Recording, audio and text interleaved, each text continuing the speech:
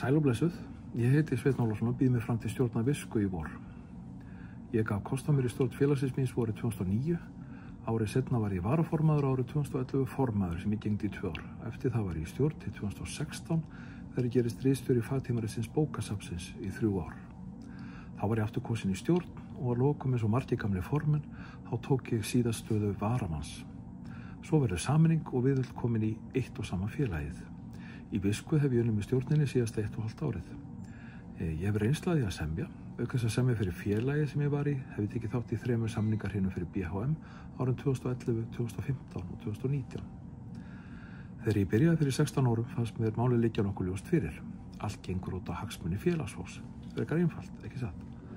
Nema hagsmunir allra oft ekki þeir sömu. Það flóknar að vinna með að hagsmunum í stóru félagi heldur því sem ég var í. Fólk með breiðari bakgrunn og margs annars að gæta. Við höldum að flest fólk sé á svipari línu og við þegar kemur að stéttarfélagsmálum að launafólk eigi að fá réttlátt laun fyrir sína vinnu, en það ekki alveg svo. Í kringum okkur öfl sem hafa verið á jaðrinum að seilast inn, líkt og svo margir hafa kosið í Bandaríkjunum, Bretlandi, Frakklandi, Þýskaland og víðar. Uppspretta stéttarfélög hér á landi sem greinilega stýrt af launagreiðendum. Við hugsum að við séum háskólamenntaðir sérfræðingar og þetta snert okkur ekki, en fleiri og fleiri hafa komið fram með þær hugmyndir að nú sé til nýtt tæki sem kom í staðinn fyrir sérfræðingarna, sem gervigreindin.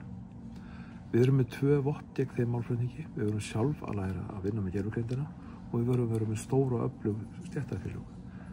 Lítið félag getur unnið að framgangi á hverju vinnustað, en það hefur fremur litla getu til þess og alls ekki neitt fram með það. Þau verða að binda samtökum önnur félag til að ná lengra. Stórt félag getur unnið að málum á stærri vettvangi leið verir leiðandi í baráttu.